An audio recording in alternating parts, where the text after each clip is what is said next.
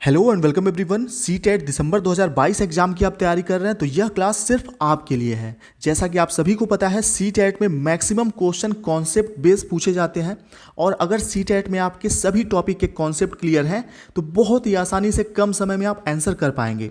आज के इस क्लास में सीडीपी के जिस थ्योरी को आप समझने वाले हैं, मैं आपको विश्वास दिलाता हूँ पूरे जीवन इस थ्योरी को आप भूल नहीं पाएंगे। इस थ्योरी से कोई भी क्वेश्चन आएगा तो आप कुछ सेकंड में ही सही आंसर का पता लगा पाएंगे। तो चलिए बिना टाइम गंवाए आज का क्लास हम शुरू करते हैं। जो भी नए दर्शक हैं आपसे बता दूं, टारगेट टीचर 68500 चैनल पे ये क्लास आप देख रहे हैं। मेरा नाम है Rahul Mishra. C TET, UP TET के साथ सुपर टेट और D++ पीआरटी एग्जाम मैंने खुद क्वालिफाई किए हैं और इसी व्यक्तिगत अनुभव के आधार पर आपको पढ़ाने की कोशिश करता हूँ। कोहलबर्ग के नैतिक विकास के थ्योरी को आज के पहले हो सकता है आपने कई बार पढ़ा हो, लेकिन आज का यह क्लास देखिए सिर्फ 10 मिनट के क्लास में एक एक कॉन्सेप्ट आपके दिमाग में बिल्कुल फिट हो जाएगा। तो चलिए, कोहलबर्ग का नैतिक विकास का जो थ्योरी है, यहाँ पर जो नैतिक शब्द है सबसे पहले इसका अर्थ समझना बहुत ज़रूरी है। तो यहाँ पर ध्यान दीजिएगा, बहुत आसान एग्जाम्पल के साथ समझेंगे। 3 फ्रेंड हैं, ठीक है, ध्यान दीजिएगा।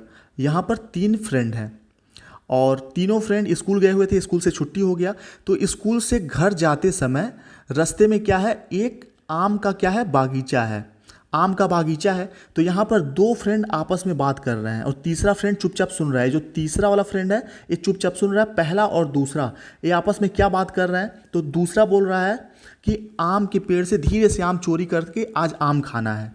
तो पहला फ्रेंड क्या बोल रहा है कि नहीं, आम चोरी नहीं करेंगे, पकड़े गए तो घर पे शिकायत होगा, पापा या मम्मी बहुत मार मारेंगे, ठीक है। तो इन दोनों की बातें एक तीसरा बच्चा ध्यान से सुन रहा था। तो दोनों की बातें सुनने के बाद सही बात भी इसने सुना कि आम चोरी करना गलत है और गलत बात भी इसने सुना कि चोरी करके खाना है।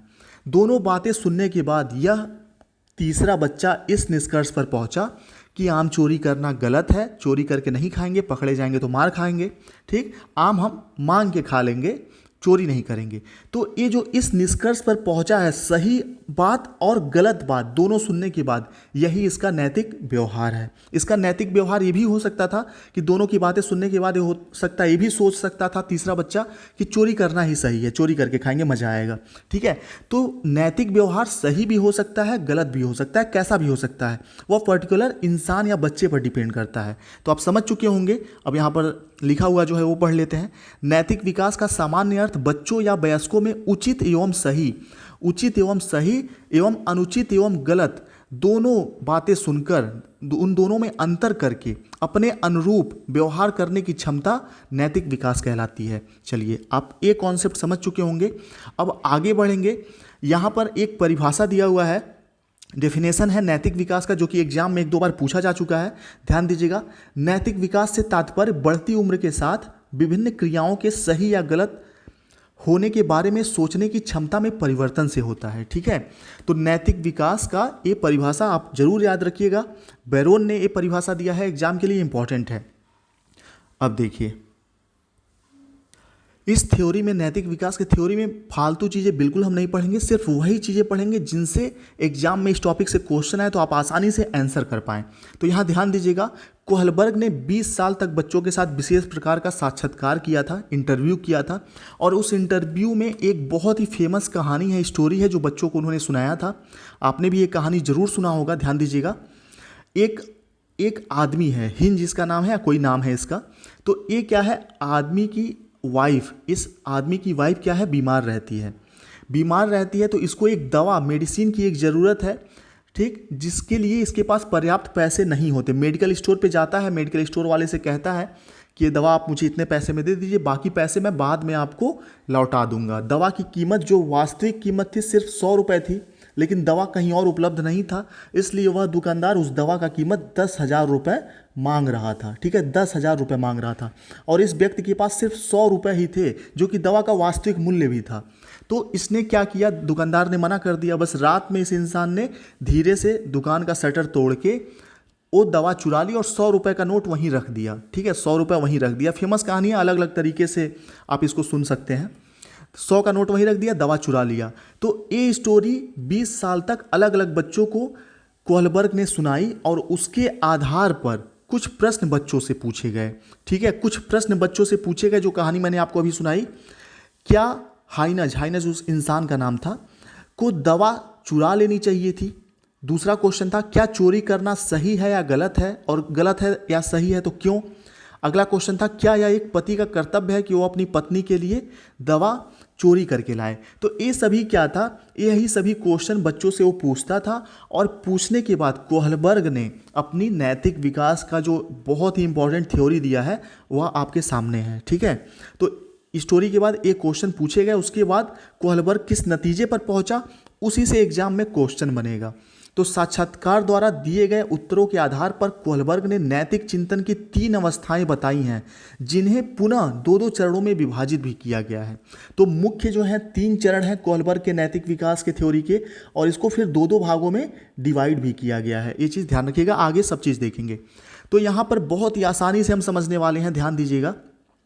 अब मेन थ्योरी के कॉन्सेप्ट को आप समझिए बहुत ही ध्यान से।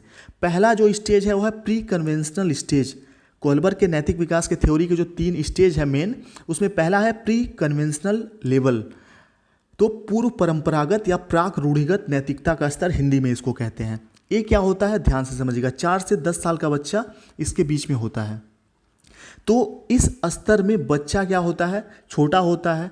तो देखिए बच्चा है एक, उसके घर पे उसके एक रिलेटिव, उसके मामा या फिर कोई भी रिलेटिव उसके घर पे आते हैं। ठीक, ध्यान दीजिएगा, कोई भी रिलेटिव उसके घर पे आते हैं तो बच्चा क्या है, देख के खुश हो जाता है, देख के खुश हो जाएगा। अगर इसके पहले वो आए होंगे तो बच्चे के लिए टॉफ़ी या कुछ गिफ्ट लेके आए होंगे तो क्या करेगा, फटाक से जाकर उनका चरण स्पर्श करेगा।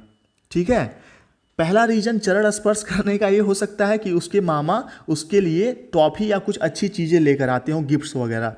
ठीक, और दूसरा रीजन क्या हो सकता है कि बगल में उसकी मम्मी खड़ी हैं। ठीक, उसकी मम्मी बगल में खड़ी हैं और मम्मी के डर से मम्मी ने उसको घूरा कि मामा का पैर नहीं छुए हुए तो जाने के बाद पिटाई होगी, तो हो सकता है डर बस भी ये पैर मामा का छू ले। तो नैतिक विकास का पहला स्टेज यही है कि बच्चा इस एज में क्या होता है, स्वार्थी होता है। ध्यान दीजिएगा, क्वेश्चन भी बन सकता है कि कोहलबर्ग के किस अवस्था में बच्चा स्वार्थी होता है। तो पहले अवस्था में, प्री कन्वेंशनल पूर्व परंपरागत अवस्था में स्वार्थी होता है। और एक चीज़ और है, दंड। ठीक है, इसका जो नैतिकता होता है, नैतिक व्यवहार होता है, दंड या फिर पुरस्कार से प्रभावित होता है। चलिए, तो बस यही था पहला स्टेज, आप बिल्कुल अच्छे से समझ चुके हैं कि बच्चा स्वार्थी होता है और दंड और पुरस्कार से प्रभावित होकर परंपराओं को मानता है या किसी भी चीज़ के प्रति अपना नैतिक व्यवहार दिखाता है। तो आप समझ चुके होंगे कि बच्चा क्यों मामा का पैर छुएगा, क्यों नैतिकता दिखाएगा, या तो मामा उसके लिए पुरस्कार या कोई टॉफ़ी लेकर आएंगे या फिर मम्मी उसको दंडित करेंगी इस वजह से। तो कॉन्सेप्ट क्लियर है, उम्मीद करता हूँ।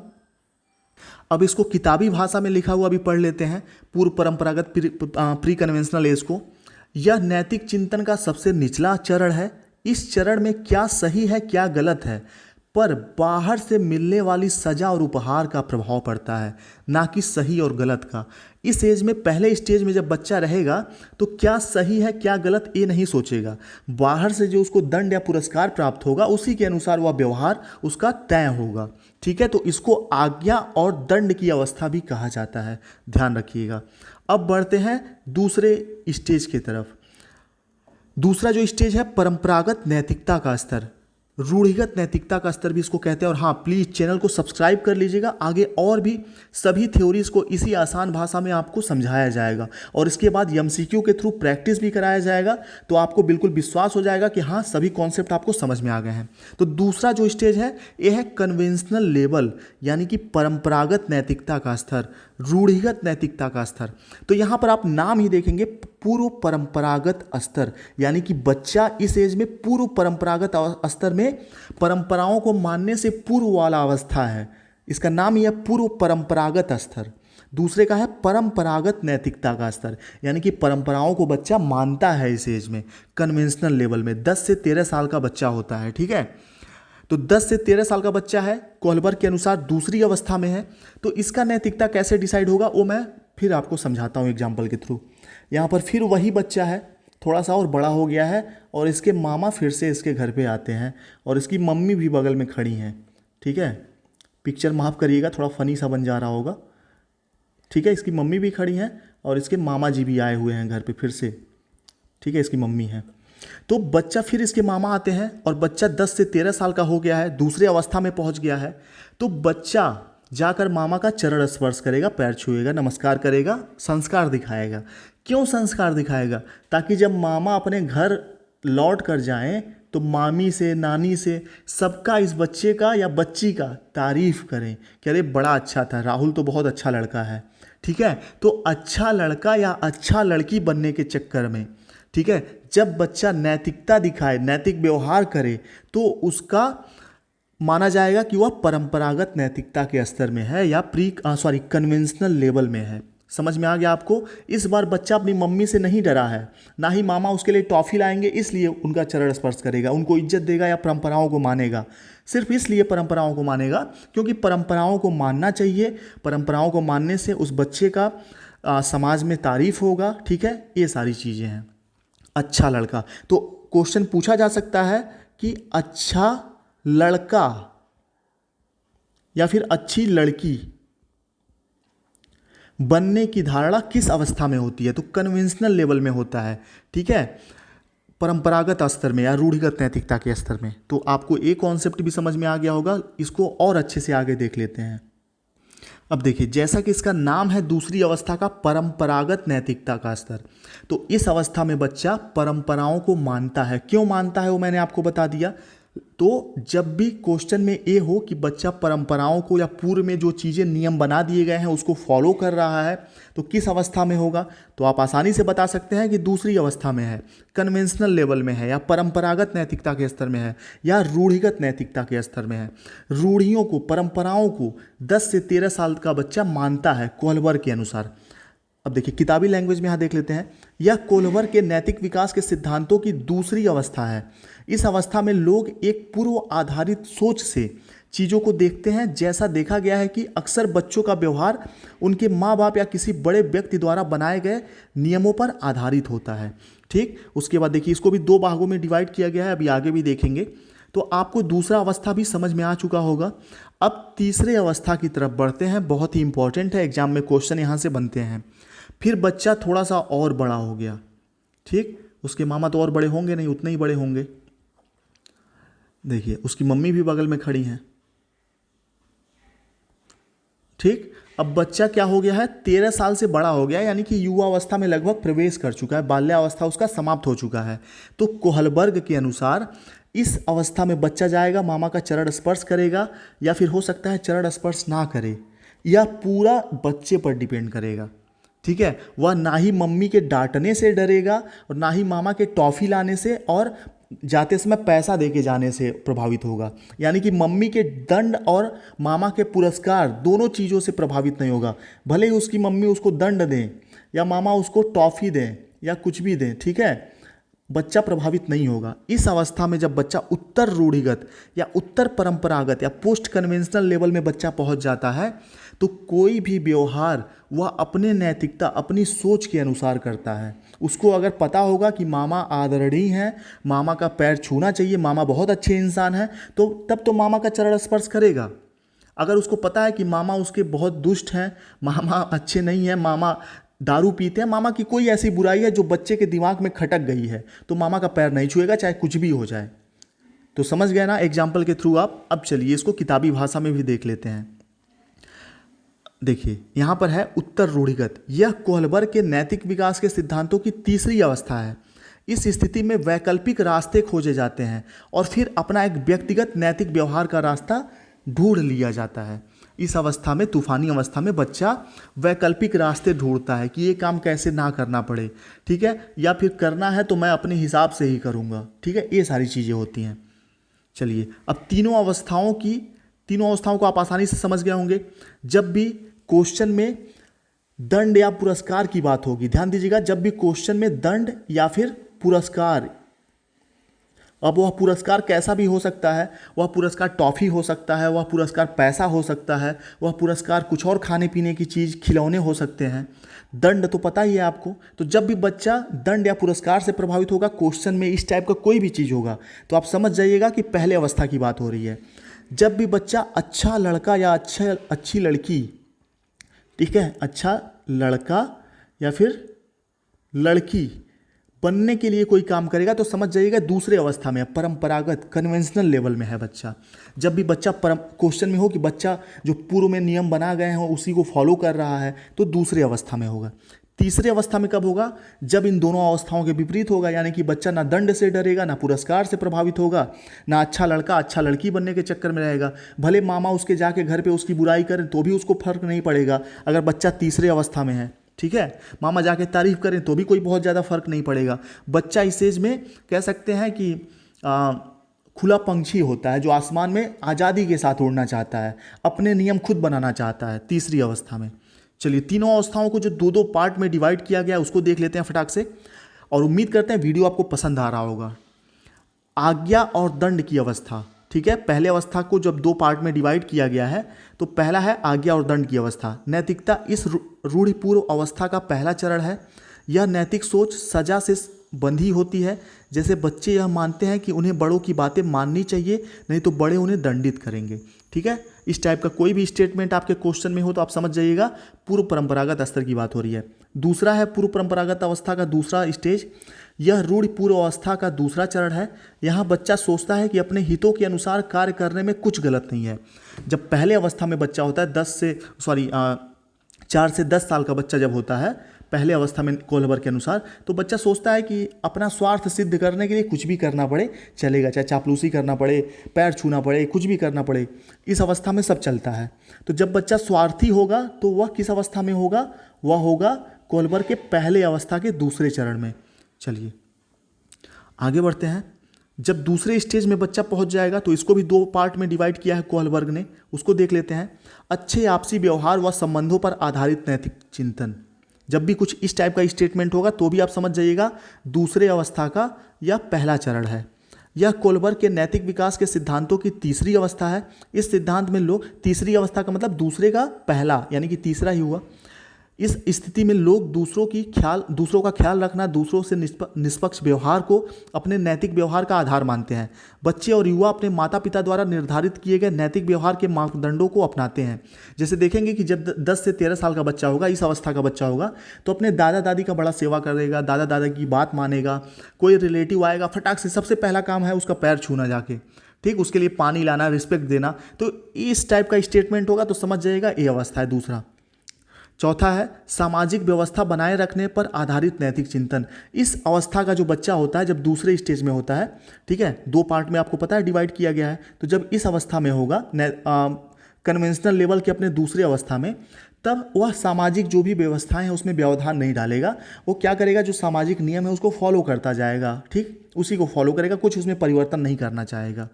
चलिए, इस टाइप का स्टेटमेंट हो तो समझ जाइएगा कौन सा अवस्था है, आपको पता है।